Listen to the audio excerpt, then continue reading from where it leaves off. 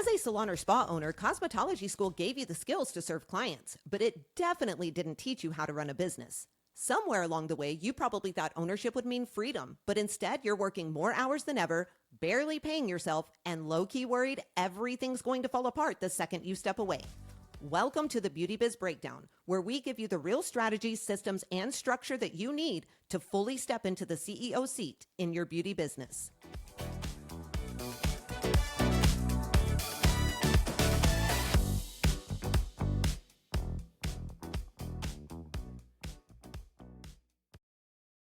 Hey friends, welcome back to the Beauty Biz Breakdown, the go-to podcast for salon and spa owners who are done surviving and ready to build something more profitable, more predictable, and actually sustainable. I'm Bri, and as always, I've got my ride or die and co-host Chandra here with me today. Hey girl, hey. Hello, hello. How are you? Doing good. It's been a hectic morning, but all is good now. It's been running around crazy. I know you've got a lot going on in the mornings. I'm really glad you're here though. Me too. It's going to be good.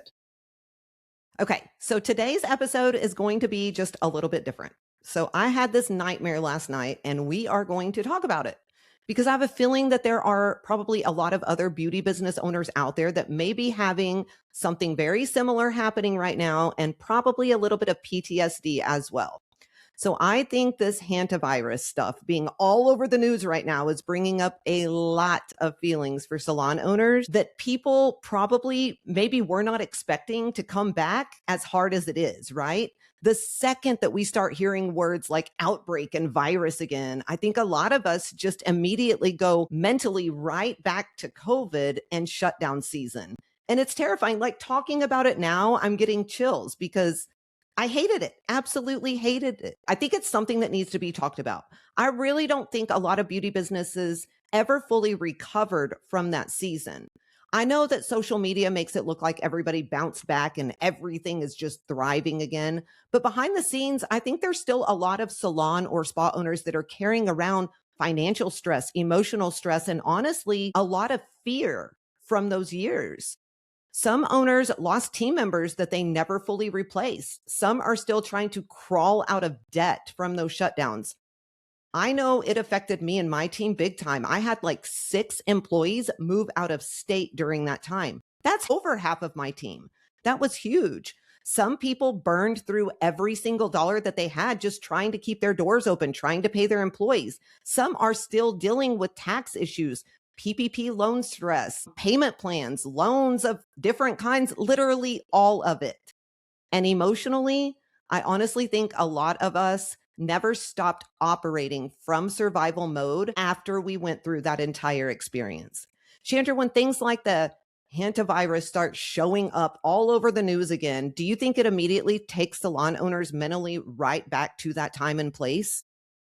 Well, I think definitely, especially, a lot of them, especially the smaller ones, I feel like really got hit hard. And I think you start hearing that again and you start to hit that panic button like, oh no, I can't go through this one more time, And so I think a lot of them are definitely feeling that. Yeah, I agree. I think people forget how scary that season actually was as a small business owner. You woke up one day and suddenly your business was just closed. Nobody knew how long it was going to last. Nobody knew how bills were going to get paid. Nobody knew if their team was going to come back, if we were able to open back up at all. Nobody knew if clients would end up coming back. And I think this is one of the hardest parts, was kind of realizing there was nothing that we could do as owners to outwork that situation. You couldn't just hustle harder and fix it like we normally do. That's in our brain, right? That's in our body. That's our makeup. That's what we do. You couldn't market your way through it. You couldn't take extra clients or work longer hours. Like your doors were literally shut. There was nothing you can do. And for a control freak like me, that is one of the worst things that could ever happen. I really think something shifted in salon and spa owners mentally during that time that never fully went away, or at least the majority of us anyway. Because even now, I still see owners panic, during one slow week or when 6 people are out sick at a time. I still see owners terrified to spend money the way that they need to sometimes and used to. I still see owners overworking themselves because deep down they still feel scared everything could just disappear again. Honestly, I think COVID changed clients way more than people want to admit as well. Clients learn how to live without the luxuries that they used to see as part of their normal routine. That is the reality of the situation, period. People can argue with me all you want. I get so sick, Chandra, of seeing people argue on social media about stuff like this. Somebody will literally be pouring out their heart on social media. I'm a salon owner and we're not busy and I'm worried about my team and I'm worried about finances. And then you've got some smart aleck person in the comments. I'm busier than I've ever been. I hate that crap because everybody is in a different era and we are all dealing with things. And I just think a little bit of empathy would be nice. It's fine if you're busy. That's great. But show some empathy. Help the person. Tell them what you're doing in marketing. Tell them how you're getting busy, what you're doing. The division is ridiculous in this world right now. And it's even infiltrating the beauty industry. How do you feel about that? No, I agree 100%. I think a lot of people are lying too. Like, I don't think they're actually really, being honest about what's really going on in their businesses either. And I don't know why our industry does that. I feel like we're always comparing ourselves to the other salon or the other stylist or the this or that. Like, I feel like this industry has so much of that where they're just always trying to one up the other one or try instead of, you know, working together, collaborating together and things like that, which is what we always try to create, is that community like that. And I feel like it's really, really hard to find that in our industry. It's weird. There's too many divas. I think that's the problem. Yeah, completely cutthroat divas is what they are. And it is awful. It's so infuriating to me. Okay, back to the clients. Clients learn how to live without some of the luxuries, right? That they used to see as part of that normal routine. People started coloring their hair at home. They stretched those appointments out further and further apart. My stepmom, she is one of those who would never be caught dead with one gray hair in her head, doesn't even visit the salon anymore. She has gone all gray. I cut her hair when we were in Colorado a year ago. She has not been to a salon or nobody has touched her head since then. And she was one of those faithful for decades, every 4 weeks in the salon. I think some people stopped getting services completely because financially life got harder. And then I think others, for people like my stepmom, priorities just shifted. And once people kind of break the habits for long enough, not all of those habits are going to come back in the same way.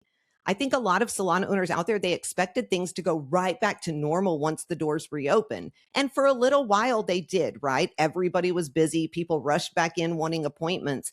But I think after that initial rush kind of settled down, a lot of us realized that the client behavior had really, really changed. The spending had changed, the loyalty had changed, the way people viewed beauty services in general changed, I think. And I just think beauty business owners are still quietly rebuilding from even that shift today. And it's really, really hard to understand or to live through or just accept. Chandra, do you think the industry talks honestly enough about how much client behavior changed after COVID? Because I don't think that we do. No, I don't think that we do. I feel like I'm starting to hear it a little bit more lately because it's just consistently gotten worse and worse and worse and worse since then. And I feel like now we're hitting a point where it's really obvious. Like people are really not maintaining what they used to maintain anymore. And even with retail sales, it's like everybody got so used to buying online during that time that they've just continued that because it's convenient, it's easy for them, it's a no-brainer. They don't have to wait until they get into the salon. So they've even stopped buying retail. And I feel like that's one of the both of those things. It's just consistently getting worse. And I feel like now our industry is finally hitting a point where we're like, we are seeing it now. Like it's finally not going back to normal. Maybe that's what it is. I think that we finally realized it's not going to go back to normal. So now we have to actually do something about it. Yeah, we've got to pivot. We've got to make changes. We've got to do a lot of things. And there's just going to be some things that we can't fix. And I think that has to be the reality that we are okay with, which means we are going to have to adjust in other areas of our business. And I think this is something that actually COVID did a really good job of doing if people were paying attention. And that is kind of exposing the weaknesses inside of a lot of the businesses that were out there, right? A lot of salon and spa owners, they didn't realize when it came to their numbers and their financials and things of that nature, how bad of a position they were really, really in. And that's terrifying, I would imagine. I fortunately didn't have that problem, but I can only imagine how that would feel. I think before those shutdowns happened, we were just surviving off of pure momentum, those busy schedules, the constant movement, owners grinding out nonstop, solo suite owners grinding out nonstop. But when everything just kind of stopped, people realized how quickly and how fragile some businesses actually are. There's no savings, there's no financial cushion, there's no backup plan. I mean, you and I know this. A lot of the owners out there didn't even know their actual numbers because they had never really slowed down long enough to look at them before. And again, this is not judgment in any way, shape, or form, guys. Nobody expected something like this to happen. None of us did, right? But I do think it forced a lot of you to finally see where your business was a little bit vulnerable. And honestly, I think that's part of why the recovery has felt so slow for so many people, because you weren't just rebuilding the money side, you're rebuilding your sense of safety along with the money side. There's a lot of salon owners who still don't trust that things are even stable during the good months right now. I mean, I talk to people all over the nation, and COVID is one thing with salon owners who are legit about their business, who know their numbers, who understand. It is something that is constantly brought up in almost every conversation that I have. There are owners who still panic, anytime there's a dip and people get sick. Like, it's just crazy what it did to us in every way, shape, or form. I'm going to be honest, Chandra, I genuinely do not know if I could survive another shutdown like that again. And I fared pretty well through it, even though I lost a big portion of my team, things like that. I did okay. I think a lot of people feel the same way I do, and they're just scared to admit that out loud. Do you think salon owners feel guilty admitting that they're still maybe affected by everything that happened during COVID, or terrified that it could possibly happen again? Yeah, I mean, I don't know if they feel guilty having those feelings, but I do think that they are scared that it'll happen again. I mean, even for me, like I mean, with the stuff going on or people saying certain words, I could deal with it again. Like, I don't want to deal with it again. I don't want to go through it ever again. But, if I have to, I have to. Like, it is what it is. But the thoughts that crossed my mind was like things were starting to just get a little stable. Now we're going to deal with this again. Like, more annoyed than anything for me, because I'm like, I want to go through this again. Like, we just got out of this, And so I think a lot of them feel like that, or they're just like you said, like they're just terrified. Like, they can't, they don't want to go through that again. Like, they're still having PTSD. They're still stressed about it. They maybe still haven't even recovered the employees that they need to recover. They probably can't survive going through that one more time. And we had a lot of things, government help or things like that we could have then. I don't necessarily know that if we did go through something like that again, that those things would even be there. And so I think it would be even a more vulnerable situation than even what happened before. And so it's definitely, a scary thought for sure.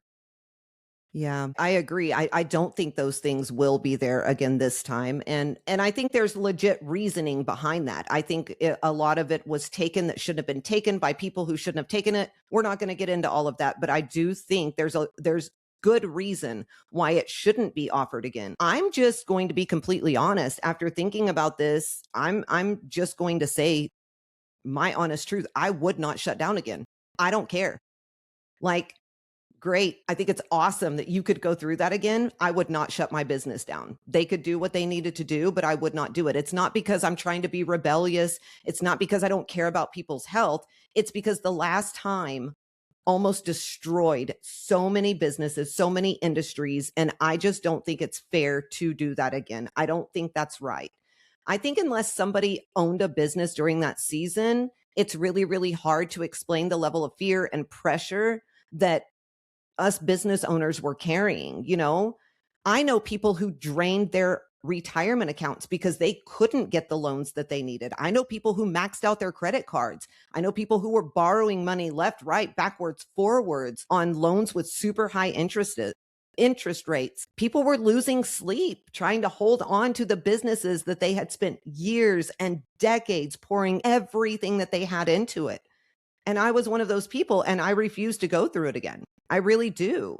So now when another virus starts getting pushed all over the news, I think it immediately just brings back those feelings to me of, oh my gosh, we're about to go through that again. And then my like fight or flight mode kicks in and I'm like, oh, heck no. No, we're not, because I'm not doing it this time. I honestly think this conversation needs to become less about fear and more about preparation, though. I think that's the only way that we're going to be able to help each other through this if something like this happens again.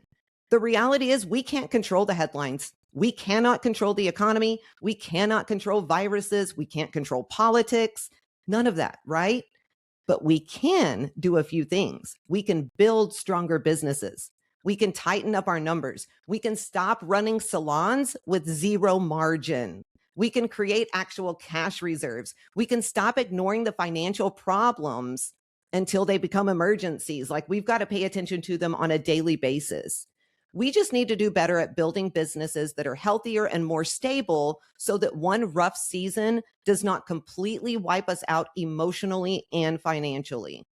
Honestly, I think that should be one of the biggest lessons that COVID should have taught each and every one of us, is that busy does not automatically mean secure. And we as salon and spa owners, we as people in the beauty industry, really need to start running our businesses exactly like what it is, a freaking business. Chandra, what do you think salon owners need to focus on right now so they never feel quite that vulnerable again? God forbid if something ever happens. I mean, I really think it's the financials. I think you have to get your budgeting under control. I think if you don't have enough reserves, if you don't have enough money in the bank, if you don't have enough to get through those things, that's where the stress comes in. That's when people start pulling loans. They start using credit cards. They lose team. Like, all of those things start to happen. So for me, it's like the financials, and then the systems and things always follow along with that. I feel like there's a lot of things that you do have to work on to get these things tightened up, but money is the biggest thing. I mean, I think that's why, I would not be terrified to go through it again. I don't want to deal with it again. I'm not gonna lie, like, I'm not gonna be happy. But when you do have things set up in a way that it's running efficiently, you can get through it, then you don't stress about it as much. You feel like, okay, well, this is not going to be good, but I'll be okay, And so I think having that peace of mind is what you really need if you ever get stuck, if we ever have to go through something like that again.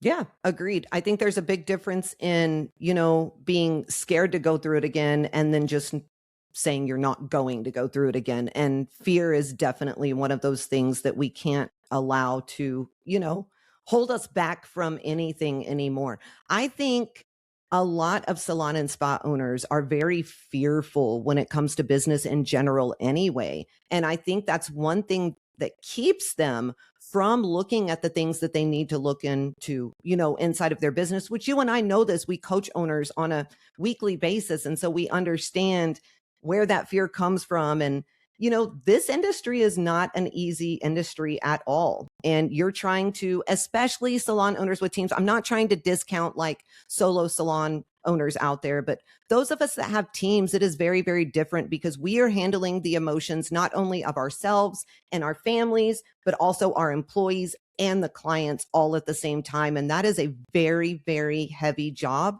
And there's not a lot of industries that you own a business in where you do have to handle all of that. I feel like ours is very, very unique when it comes to that aspect of things. So I do think it's something that, we're really going to have to change and just do better at. I'm really, really tired of people in this industry just accepting that broke is okay, or accepting that working 24/7 is okay, or accepting that they can't have freedom because they run a beauty business. Like, none of this is okay. I was watching a TikTok or something the other day, and it's a salon owner. Don't know where she is, don't know who she is. Anyways, she was saying that, people ask her all the time, why, if she owns her salon, why is she constantly doing all of this stuff for it? And she was saying, because I chose to become a business owner. So I like to be here 18 hours a day and every weekend and every night. And I think that mindset is the complete thing that is wrong with our industry, because no other owners and businesses do that. First couple of years, 1,000,000%. But the end goal for every business owner is to have a business that provides for you and your family and for you to find freedom from that business while other people are generating revenue for you or something is generating revenue for you, right? Anything you would add to that, Chandra? No, I mean, I think that you're 100% right. And I think that for some reason in our industry, salon owners feel guilty about doing that. It's like they just feel like they're doing something wrong, or they feel like they're afraid if they step out from behind the chair because they're generating all that revenue. I mean, it is a weird, very weird dynamic that we have in our industry. I just think there's such a bizarre idea around what owning business ownership is when you're in the beauty industry, whether it's a salon or a spa. It's kind of the same thing. It's like we just don't they don't have that mindset. We don't have that mindset, especially in the beginning until they get the mindset, which we coach them through that a lot. And it's just weird. You're right. No, nobody else, most businesses don't do that. They don't. They don't. And I think there are a lot of things in this industry that need to change. I could go through a list that would probably take us an hour to get through, but I think that is one of the number one things. And I think if that was corrected and that was fixed, it would kind of be a domino effect for everything else. And it would help this industry so freaking much. But I could ramble about all of this stuff for hours. So before we wrap up, let's get into our listener question. Chandra, this one says, I have a team member who keeps asking for more flexibility in her schedule, but I'm really nervous because Saturdays are already super hard to staff. And I don't want everyone else asking for the same thing. How do I handle this without sounding unfair? Well, welcome to the year 2026. Everybody wants time off, but I think you have to learn how to be flexible. I think you have to create some guidelines in your business that allow for flexibility, but still create some sort of standard around how much time they're allowed to take off. Like maybe you can, give her extra time on other days, but let her have the Saturday off. Or you could, structure her schedule in a different way to where it's still fair and you're still creating that that growth and giving her that time to build or whatever, I don't know what services she does, but making sure that she can still make money but also giving her that flexibility and that freedom. I think salon owners have to just wrap their head around that. I mean, for us, Saturday isn't even a busy day anymore. It's like our least busy day, which is weird, but at the same time, like, I don't want to be crazy about putting my heels in the sand about everybody's got to work a Saturday anymore, because it just doesn't even make sense. And so I think creating that flexibility, but having standards around what's allowed so that it's not a free for all. Yeah, I think that's absolutely great advice. And I think this is one reason that Chandra and I are constantly preaching, build those career growth plans and things of that nature, because a lot of times that's where you can add that flexibility very, very easy for people. And flexibility is one of those things that is not going to go away, period. You might as well get used to it, bite the bullet, create something that is going to work for you, because the generations coming up are going to want it more and more and more frequently. So you're just going to have to figure it out. You need to think too, right? You've got to take the emotion out of everything and look at what your business actually needs. Because if you don't do that, you can't answer the question of how you can actually give flexibility. And so one of the things salon owners are notorious for is emotional thinking in everything. And you've got to learn to separate that. I promise you, when you do, you will be a much better CEO and a much better leader for your team. And honestly, you'll be way more happy at home, because it's amazing what it does for you personally. All right. I just want to say this before we close. I know somebody listening to this probably needed to hear it today. If hearing about this virus or another possible outbreak immediately makes your stomach drop just a little bit, Chandra and I feel you. We totally feel you. I honestly think a lot of salon owners, they're still carrying around way more fear than they want to admit, and stress than they want to admit from those years. I think a lot of us don't even realize it. I mean, I had a freaking nightmare about it, and it was years ago, and I came through it just fine. So obviously somewhere inside of me, it's still affecting me to an extent. Probably didn't help that I was doom scrolling on TikTok and it was everywhere. So I did that right before bed. But anyways, I also don't think the answer is staying stuck in fear forever, though. I really don't. I think the answer is building something stronger than what existed before. A healthier business, a more profitable business, a business with actual structure and stability that is behind it, a business that does not completely fall apart every single time that life gets hard. That's something that we see a lot as well, is somebody goes through something and the business just takes a huge hit. That shouldn't happen because you go through something personally or because one small thing happens inside of your salon business. So if you're listening to this episode and you're realizing that your salon still feels maybe financially fragile or emotionally exhausting to carry, that's exactly why we do the work that we do at the Beauty Biz Agency. We help salon and spa owners build businesses that are actually sustainable instead of constantly operating in panic and survival mode.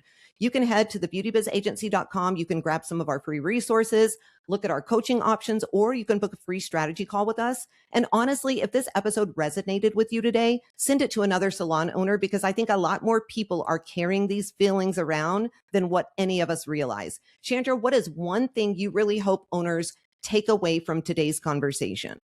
I mean, I think that the biggest thing would just be, anything can happen at any time. Doesn't matter if it's this, it could be something else. It could be, who knows? I mean, anything can happen. And so set yourself up so that you can get through anything without freaking out, stressing out, or losing your business. Yep. I love it. I think that's a great way to end it. All right, guys, if you've got a second, please leave us a 5-star review so more salon owners can find the show.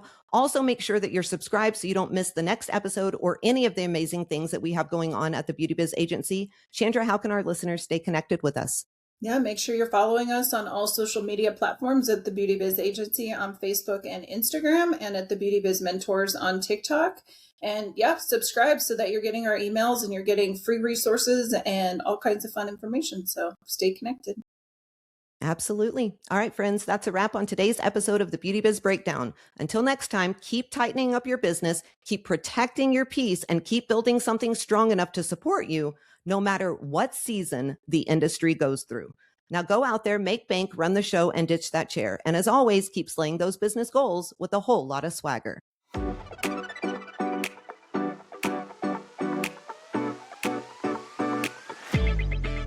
If this episode lit a fire under you, don't just walk away and let it die out. Deep down, you already know where you want your business and your life to go. And the truth is, the only thing standing between where you are and where you want to be is a real plan to get you there. That's exactly what we help you build. So if you're ready to stop trying to figure it out on your own, head to thebeautybizagency.com and book your free strategy call. That call can give you the clarity that you've been needing and a real plan to move your business forward. Because at the end of the day, the only thing standing between you and the salon business you've been dreaming about is whether or not you're willing to take the action and the steps in order to build it.